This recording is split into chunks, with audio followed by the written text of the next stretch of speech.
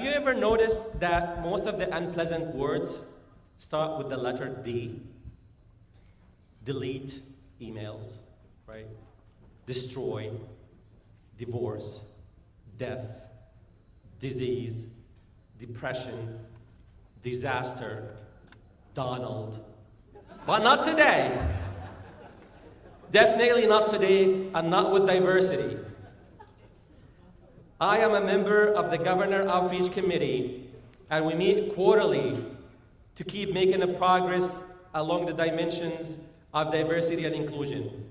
And this is where I first met our next speaker, New Jersey Lieutenant Governor, Ms. Kim Godano.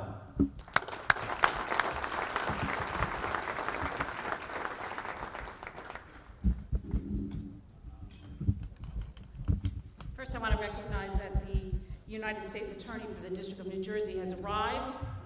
Please, everyone, give him a round of applause for 8 years of great service.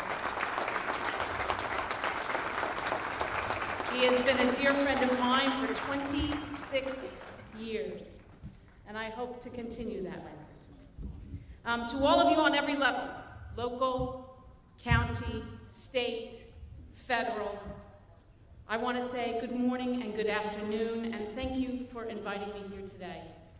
It is all about diversity, and we have a lot to talk about. I don't want any of you to forget that there are 9 million residents in New Jersey, and 1 out of every 5 of them was born outside of this country.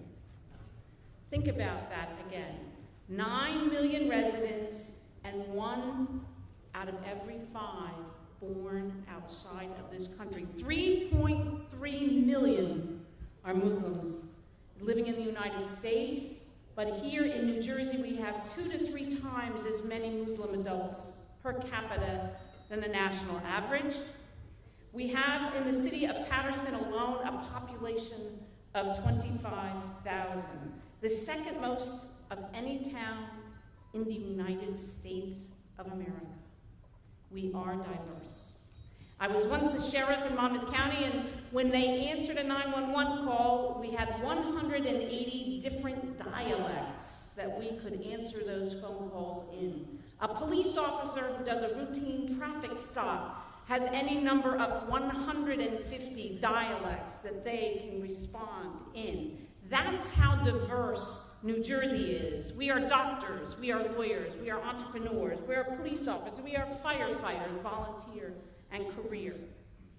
You are the engineers, you're the entrepreneurs. You are basically the life's blood of this economy in New Jersey. You are New Jersey. I also want to tell you that as the most diverse population in the country, we have a real calling card when it comes to creating jobs. One of the very things I've done in the last couple of years is help create jobs in New Jersey, and I regularly tell those from out of the country, you can find some place to live in New Jersey where you have a community that serves you. That's a calling card for business, that's a calling card for diversity, that's a calling card we should all be proud of. I'm certainly proud of it. I'm going to spend one last minute, because I don't want you to give me the hook,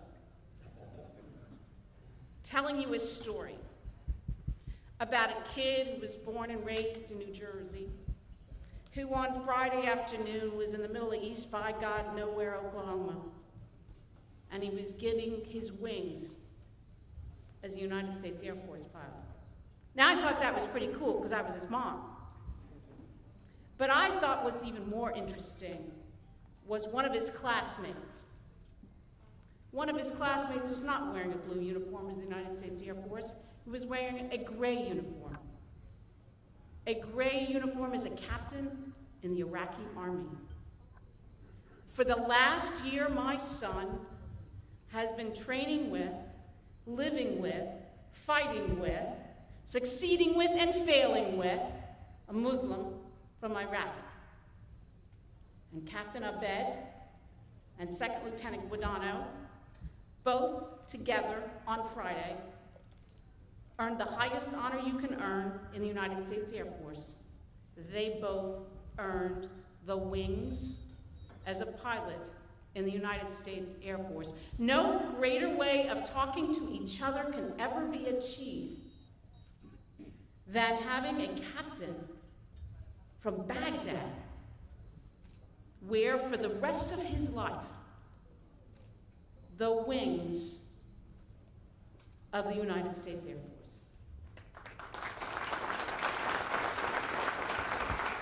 Those are the lessons of our children. The lessons of our children are that there really are truly no differences and that we fight for the same things. We fight for our families. We fight for our freedoms. We fight for our faith. And we do it not just here, but we spread it throughout this country. I saw it myself on Friday in the middle of Oklahoma, where our countries came together for the greater good, and where our children, all of our children, have pledged to put down their lives so we can all get to know each other here today. So thank you for having me. Let's keep up the dialogue. Let's keep up the conversation. We need to, we must. The rhetoric is too hot. It's unacceptable. And oftentimes it's barbaric. Let's all speak out loud so that my son and the son of an Iraqi mother in Baghdad won't have to pay the ultimate price. Thank you, everybody. Have a great afternoon.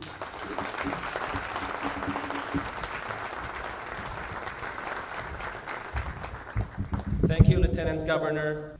Critics say that President Nixon was a sinister, but was not ignorant. Critics also say that George W. Bush was ignorant, but was not hateful. But this guy in the yellow tan spray, he's the whole package. He's the angry bird. So with that, I'd like to invite to the stage Senator Robert Menendez.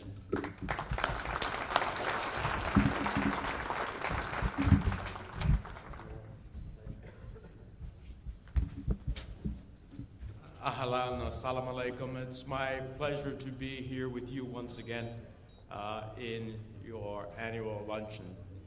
And particularly to be here with so many members of the Bergen County Muslim community at a trying time for the Muslim community here in our state and across the nation. And that's why the mission, the values, the work that the American Muslim Union is doing is more important than ever before. Every day you work not only to serve the needs of the Muslim community, but you build bridges between people of different faiths and different backgrounds and different origins, and today is one example of just that. Here today are community and faith-based leaders, law enforcement, leaders from our business community, public servants from every level of government. I think it's a testament to you as a community, to the incredible contributions you have made to our state and to our nation in so many different walks of life, from professions and medicine and law and religion to businesses and enterprises and some of the brightest young men and women we have in our schools. So I am proud to be here today again with you and to stand with you. And I do so with a deep commitment to ultimately protecting the rights of all Americans, to pray without fear and to practice their religious traditions in peace. I cannot, as a Christian, ultimately be free to pursue my religious beliefs in the freedom that we so cherish in this country if you cannot be able to do so as you choose. It's incredibly important, particularly now when we have a great divisive rhetoric in our nation. I was appalled to see President Trump's executive order. To me, that executive order was not about protecting America, but it was, however you might define it, a Muslim ban. It makes no sense for the national security of the United States. It makes no sense in the national interests of the United States. It does not make us more secure. If anything, it undermines our efforts across the globe. As a senior member of the Senate Foreign Relations Committee who has traveled in many parts of the world, particularly in the Muslim world, I can tell you that our goals and values should be one that bring us together, that ultimately are the aspiration of every individual. And the messages sent by the President's executive order speak to a different set of values that I know America to be. When we are seeing some of the greatest refugee flight from some of the most war-torn parts of the world, it has been the history of the United States not to close its door indiscriminately, but to welcome those who are seeking refuge. The greatest experiment in the history of mankind, the United States of America, was built upon the diversity that your program speaks of today. It is a diversity that had my father and mother with my brother and sister flee as political refugees from Cuba to come to the United States, where I had the privilege of being born. If you told me in that period of my time growing up poor, the son of political refugees, that I could rise to be one of 100 senators in the United States, in a country of 318 million people, I would have told you that is probably highly unlikely. But it is the promise of America fulfilled. It is a promise I fight to keep true for future generations of Americans.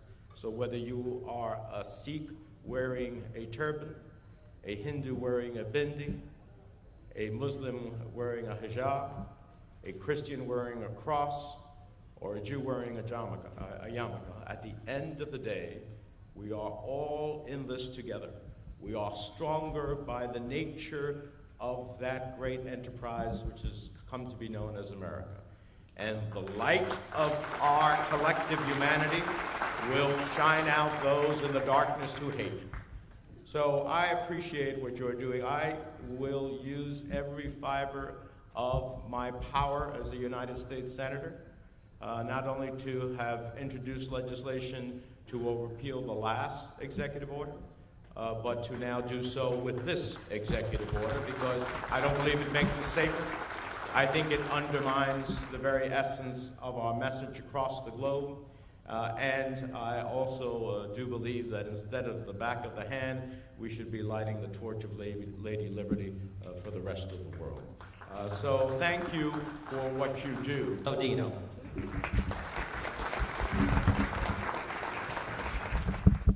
Good afternoon, everyone. First, Nick, when you said the FBI was here, were you relating to me as a full-blooded Italian? Okay. It's great to be here with all my co-elected officials, my brothers and sisters that wear the badge proudly, and of course, members of the Muslim community. I believe this is my 7th AMU brunch that I've spoken at and have attended. You know, it's been mentioned about how diverse Bergen County is, and we are truly the most diverse county in this state. In my hiring process, where I can hire outside of a civil service exam, I have brought as much diversity into our organization as possible. I've gone as far as learning more of the Muslim community by traveling to Turkey, my wife and I, with our good friends Mohammed and Ravet Yunus. 2 years ago, I traveled to South Korea to learn more of that community because it's growing. It has been my ideology that in life, if you're going to talk the talk, you need to walk the walk. I've gone as far as and been proudly to attend many iftar dinners, but more so to attend Ramadan dinners at some of your personal homes, which was a great honor to me to do so.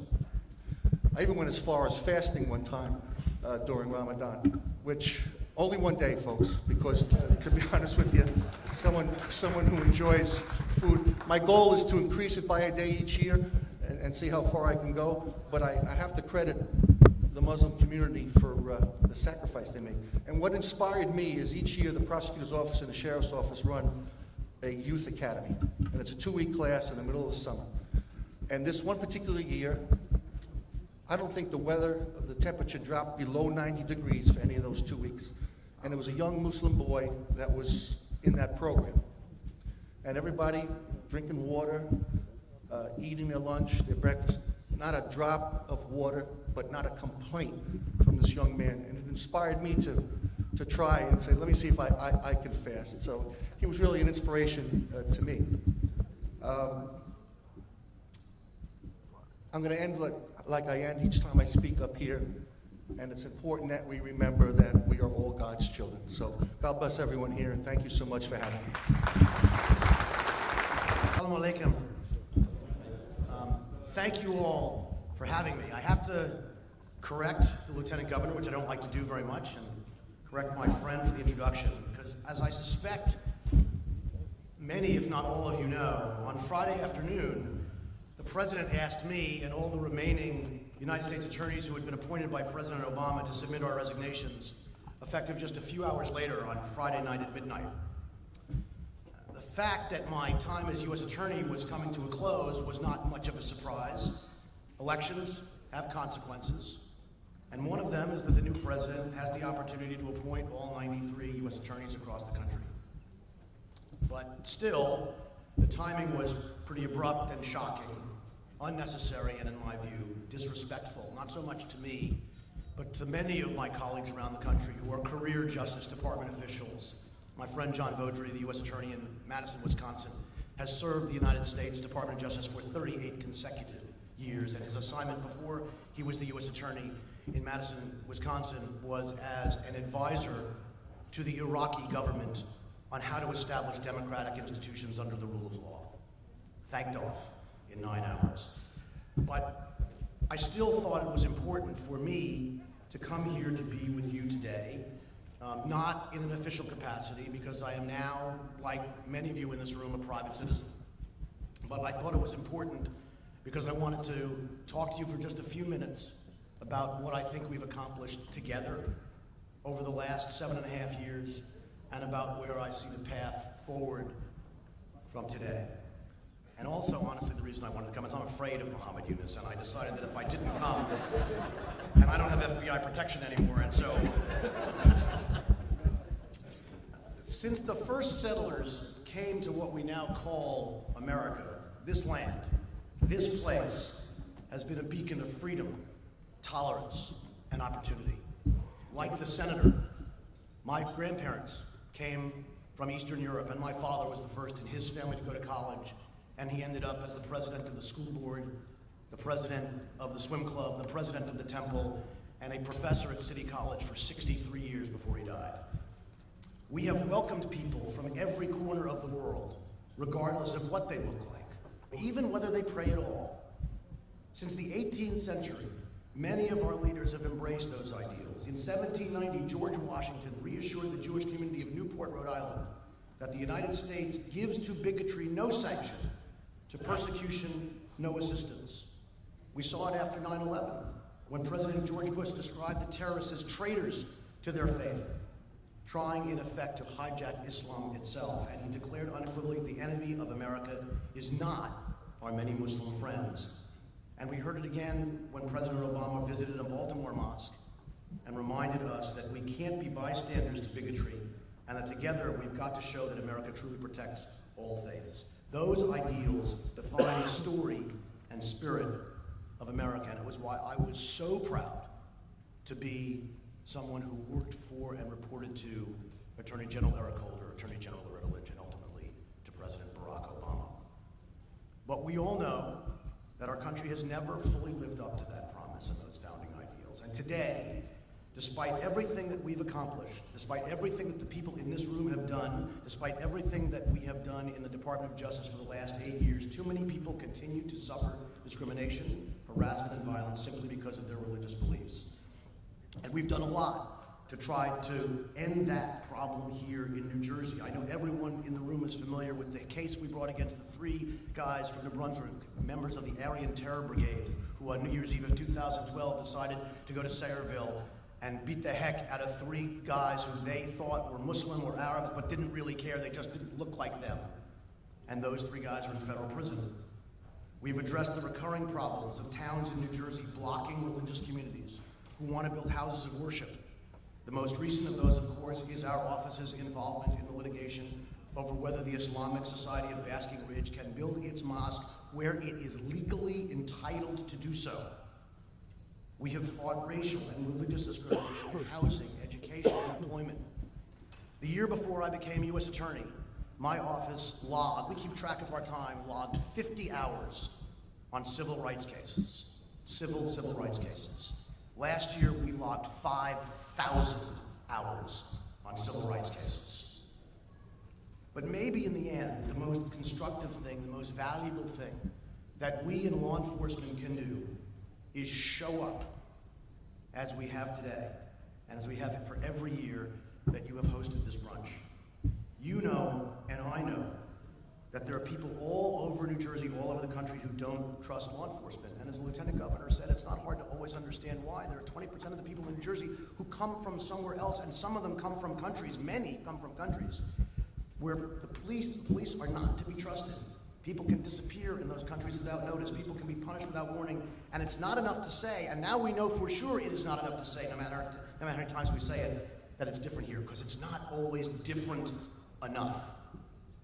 The actions of the New York City Police Department had a profound impact on this community, and honestly, it made it much harder for you to trust us and our colleagues. And that skepticism and that fear isn't just limited to the Muslim community. We've seen it all across America with minority groups, particularly African Americans, as people have continued to raise legitimate, justified questions. Seems to have given people explicit or tacit permission to unleash or take the lid off their own prejudice. It's what encourages people to rant about the violence of Islam at a zoning board meeting in Bayonne, or to knock over headstones at a Jewish cemetery in Philadelphia. I did that work because I believe that the federal government has an obligation to stand with everyone, regardless of their faith, their race, their sexual orientation, or their political beliefs. People who want nothing more than to pursue the same American dream that I do. I did that work because I know that everyone wants the same things for their children that I want for mine, for them to be safe. All of us, regardless of where we come from, where we were born, what language we speak, who we love, what we call ourselves, what we call our God, the name of the building in which we pray, or whether we even pray at all, we all want to live in a free society without fear of those who seek to do us harm. We want to live in a state where we don't worry about taking the train, or flying on a plane, or rapping to fill-in, or being bullied for wearing a hijab to school, or embracing somebody we love, or being in public places because we're afraid we're going to be attacked, because we're Jewish, African American, Muslim, Hispanic, Hindu, Sikh, or anything else. We want our children to be safe. We want our husbands and wives to come home at night, and most of all, we want to enjoy the safety and the liberty that is guaranteed to everyone in the United States of America. The book of Deuteronomy commands us, tzedek, tzedek tirdof. Justice, justice shalt thou pursue. For more than 21 years, 7.5 of them as your United States Attorney, I was proud that the agency for which I worked is called not the Department of Prosecutions, not the Department of Investigations, but the United States Department of Justice, the only government agency with a moral value for its name. For 7.5 years, I did everything I could to make sure that we lived up to that name, to justify your faith in that ideal, and to enforce the rule of law. 36 hours ago, I gave up my post, and now I will continue that mission from a different place. I will actually turn in my credentials and my card key sometime later this week, but I will take all that I have learned, all the relationships I have made, and my ideals and my dedication to them with me. And I will do everything I can to hold other people's feet to the fire. And I pray, and I hope, actually that's not fair, I know and I am sure that the people in this room will do exactly the same thing. Because no matter who sits in that office, and whoever their colleagues may be, whoever is the Attorney General of the United States or whoever is the President, you have the right to expect and to ask and to demand that the United States Attorney's Office and the Department of Justice continue this indispensable work. Let's do what we can, give what we should, and accomplish what we must, because the future and the future of our children depends on it. Let me end by saying thank you. Thank you to the AMU for doing this every year. Thank you to Muhammad Yunus for his persistence in challenging each of us to do better. Thank you to everyone in law enforcement who has taken this part of our mission so seriously. And thank you to my Muslim brothers and sisters for welcoming me into your mosques, for feeding me at your iftars, for sharing your stories, and for teaching me so much, not just about your religion, but about the importance of standing up for what is right when it's not so easy and not so popular. You made me a better prosecutor. You made me a better public servant. You are great Americans. Thank you for being my friend.